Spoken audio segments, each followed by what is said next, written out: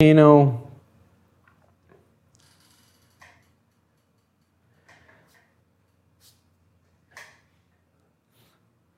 So this is kind of the same thing as the Hawaiian Islands. Sorry, it just took me a second to read through those. So the islands are getting formed, the plate's moving across, the hotspot stays stationary, but the plate comes across and you get a new island being formed, The plate keeps moving, and then the oldest islands will be all weathered and smallest, the newest islands will be the biggest. It isn't a volcanic island arc because they're all in one line. Just like the Hawaiian Islands are in a straight line, they're not in a big arc. So it's going to be B because we don't want the island arc to be in there. So Samoan Islands right atop the moving Pacific plate, that's true.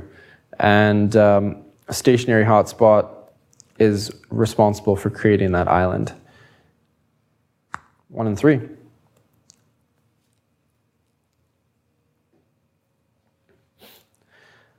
It's possible that earth science isn't your strongest because it isn't my strongest. Maybe I don't do a very good job of it. I think I need to do a better job of it. I think the questions in the provincial exam are generally more specific than the questions that are asked in the textbook and the course. So I think it's a bit of a combination of more difficult questions being asked in that section, as well as not great information about it in the actual course itself in the textbook. So what's the difference between the islands and the island arc? Let's go back to the plate tectonic pages. So the Aleutian Islands, the Aleutian Trench up here at the top of our map, it's not very good because this is a 2D image of it, but if you look at these on a map, the Aleutian Islands form a big arc. Kind of goes like that. And then if we scroll down, you can see that you have like Indonesia here is in a big arc, and Japan is in a big arc. So it turns out that the islands at subduction zones that get created are going to be in a big arc. It's just kind of how it works. If you think about two plates kind of bumping into one another, the plates are going to give way in the middle, I guess, more so than the edges. And you're going to get subduction happening. It's going down under, and then you get all your volcanoes forming in a big arc. Whereas something like Hawaii, you can kind of see it here, this is just in a straight line. And the Samoan Islands are on a hotspot, not on the map. A chain of shield volcanoes. Now you're really testing my knowledge about the types of volcanoes. I believe shield, I'm going to get shield and composite mixed up now. I don't want to say yes or no to that without looking up the definitions of those volcanoes.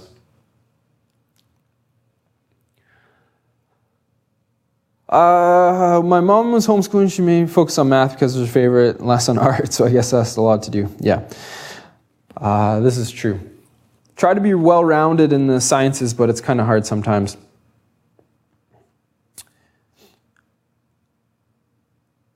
So if it's formed at a plate boundary like a subduction zone, it's going to be a volcanic island arc, but if it's formed at a chain of shield volcanoes over a hotspot, is it not a volcanic island arc? The hotspots happen in the middle of a plate, so the plate's just moving straight, and you're not going to get an arc of islands. You're just going to get a string of islands. So just like the image that we were just looking at here, these islands are all in a completely straight line. The hotspot produces an island, then the plate shifts, and then the hotspot produces a new island, hotspot produces a new island, and all those islands are going to be in a straight line. But when you have a subduction zone, when the plate goes under the other one, you're going to get a big arc. So think about it this way.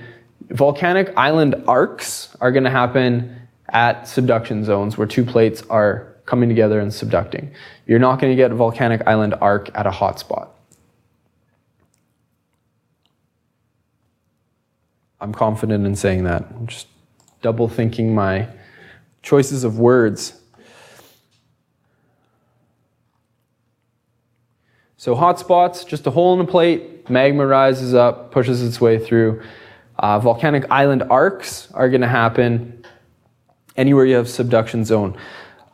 Maybe I spent too much time focusing on hot spots. We talked about two in class. We talked about the Hawaiian Islands, then we talked about the hot spot under Yellowstone, that super volcano just kind of lurking down there. Generally speaking, there's not going to be a lot of stuff on hot spots, but remember, a hot spot is a plate in the middle. You're going to have magma rising through. I don't think they would be called hotspot islands because the hotspot is only at one spot. Once the plate, if we look at the example here, you have your magma rising up here.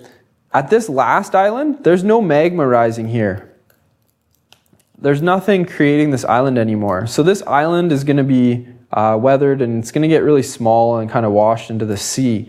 So volcanic hotspot islands is kind of a plural, but the hotspot's only one spot. Remember, that spot stays stationary and the plate slides across it, and then a new island gets formed, the plate keeps sliding, new island, plate keeps moving, new island.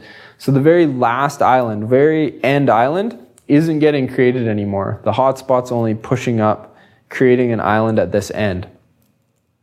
Hopefully that kind of makes sense between the hotspots. I know Abby asked a question about the difference between velocity time and distance time graphs, so I'd like to cover that for sure before we go. And just as a general question for anyone still sticking around, is there anything specific you'd want to go through in reference to any of the practice exams, the reviews, anything like that? I would be happy to go over that. I will go over for sure distance time, velocity time graphs.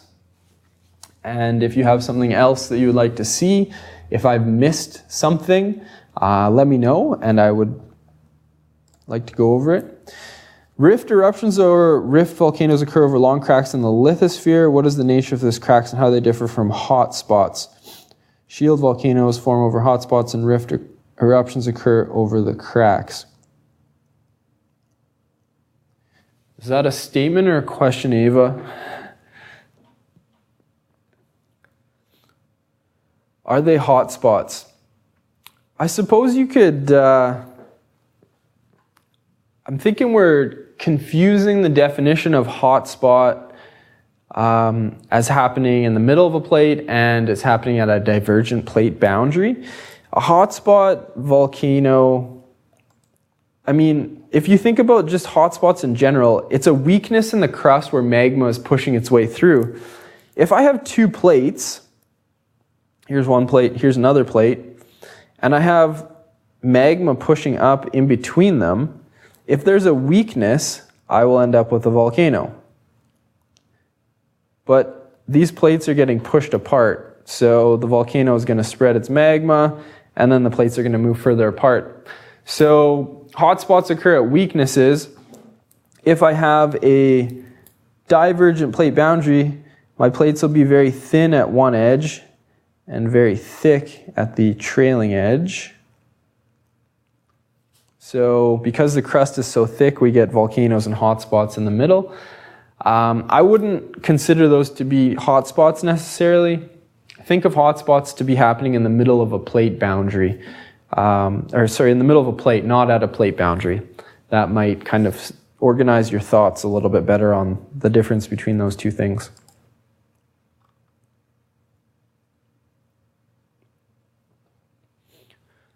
Eva, if you're good with that, I'm going to jump over to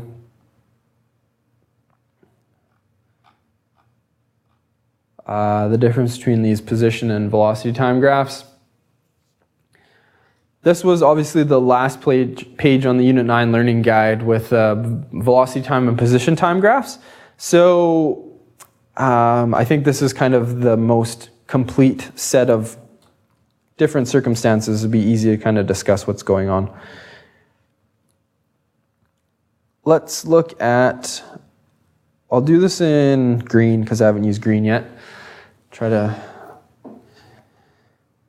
right.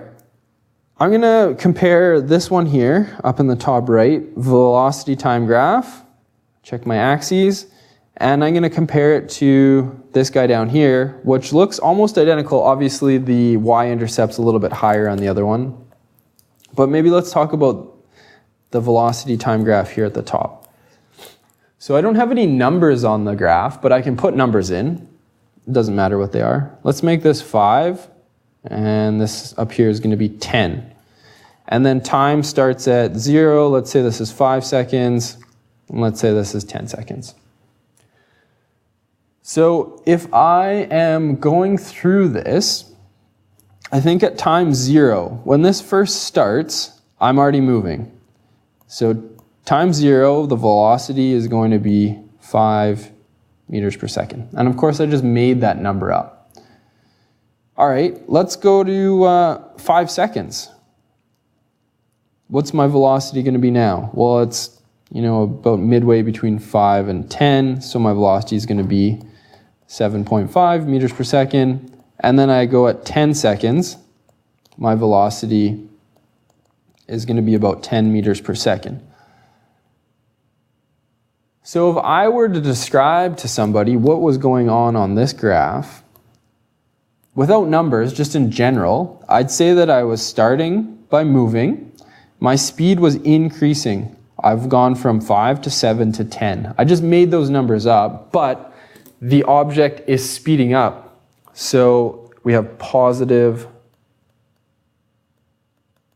acceleration. And that is a velocity time graph. Exactly. So you have an increasing slope, positive slope on a velocity time graph is positive acceleration. If I go back to this guy down here, let's pick some numbers like -5, +5, and then 0 seconds. Let's make this 5 seconds and 10 seconds. T equals 0, my position is -5. At t equals 5 seconds, my position is 0. And at t is 10 seconds, my position is 10 meters.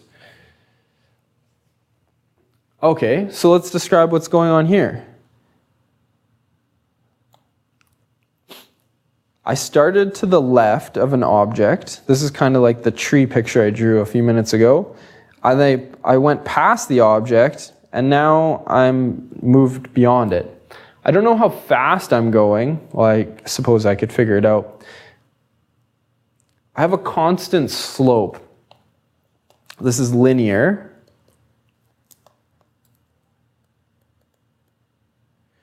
And it's positive slope. And the slope of a position time graph is velocity. So I have an increasing, a positive slope, but that just means my velocity is constant. So here I have a constant velocity.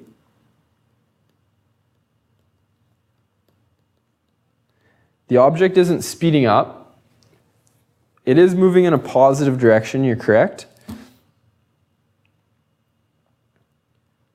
So I'd say a constant velocity in a positive direction, all that is correct. If I compare that to something like the one just below it here, if I look at the slope, right here I have a really steep slope, right here I have a less steep slope, and right here I have a no slope. So if I can remember that the slope of a position time graph is velocity, this first little section here, I have a large, dyslexic day, large negative velocity.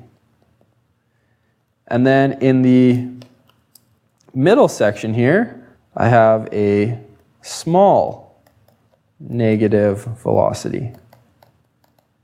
And then here I have a horizontal line, I have 0 velocity.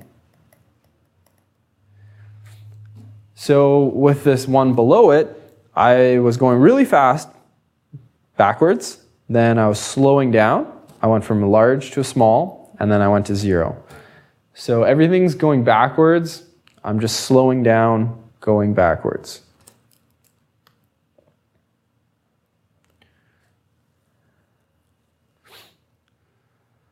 And then hopefully that's kind of okay. Are you all right with that? I can keep going, or I can stop. You want to talk about a Wednesday, that's perfect, because it might be easier for you to explain it than me to just sit here and take shots at the dark to try to explain it to you.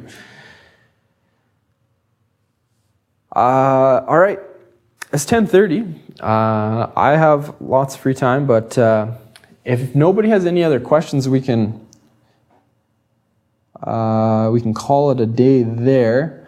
And again, if you run into problems along the way, send me a message and I'll get back to you for sure. You can come in on Wednesday and we can go over anything, tie up any loose ends. If nobody has any other questions, then we can move on and call it a day. But if you guys have further questions, I'd be happy to go through them. For sure, Ava, we can talk about fusion. Just fire them into chat and I will definitely go through them. If you don't have any more questions, you can log out whenever you want. I won't be sad to see you go. I totally understand. And for sure, we'll see you on Friday. If not, on Wednesday. Hopefully we see a few of you on Wednesday. Fusion.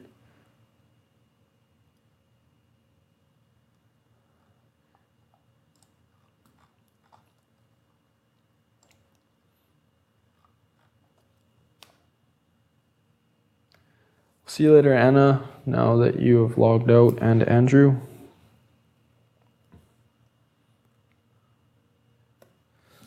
Does nuclear fusion reactions produce hazardous waste? The long and the short of it is no. Think about it as not producing hazardous waste. If you take a fusion reaction, you're going to take something like hydrogen and you're going to combine it with something like hydrogen. And it's going to react to produce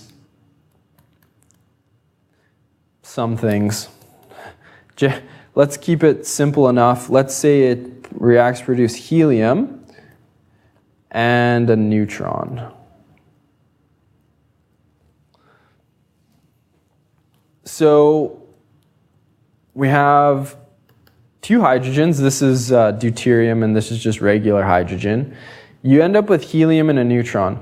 Now the neutrons kind of just go blasting off and get absorbed and contained within the fusion type of reactor. If it happens in the sun, they just get fired off into space or absorbed by other things that are in the star. But the byproducts are helium and neutrons. So neutrons could be dangerous if you're standing right next to it, but if we're talking about the things that are being produced, we end up with just helium. And it's not radioactive helium, it's just standard helium. 2 neutrons, 2 protons. My math's not exactly right here, but you end up with things that aren't radioactive. Whereas if you had something like uranium-235 and a neutron, and you combine these things together, you generally end up with barium and krypton. And barium and krypton are unstable. These guys are radioactive.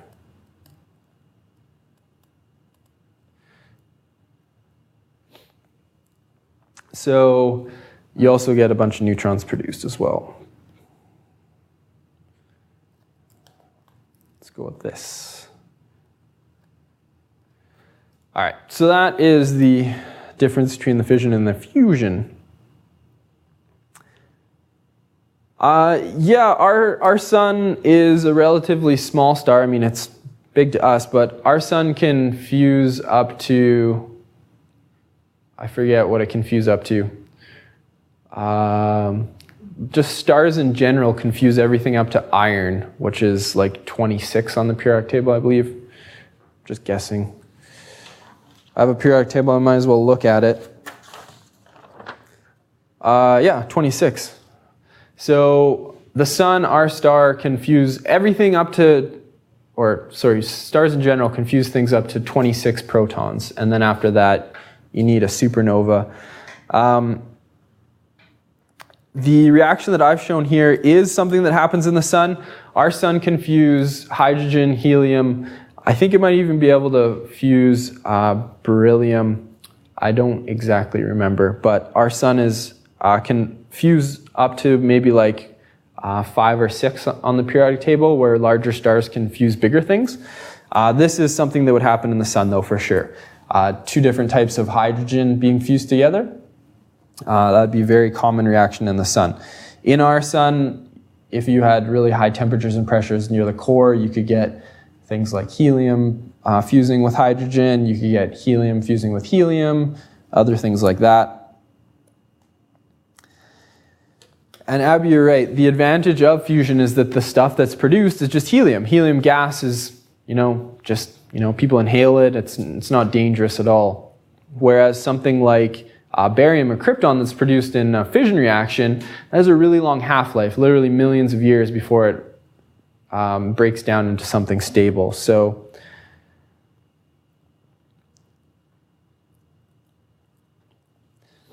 uranium-235 is how nuclear power and nuclear weapons are created. Yep, you get uranium-238 and 235 are both fissionable, and that's kind of what we base a lot of this stuff around. Plutonium's not naturally occurring, but uranium-235 will absorb a neutron and become plutonium, and then it's stable enough for us to use it. Uncontrolled chain reactions led to the creation of bombs. That's not what led to the creation. The idea was what led to the creation. It's not like we just kind of stumbled across it. It was theory first, and then it became reality after.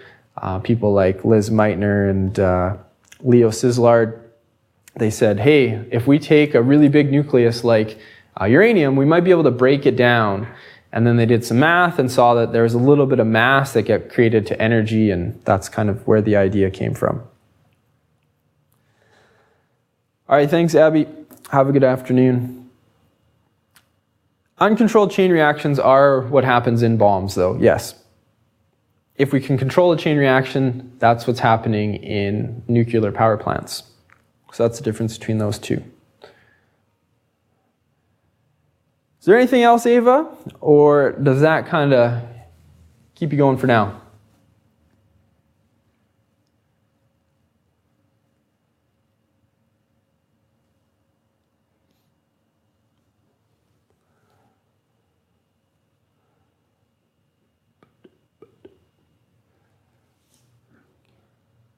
Excellent.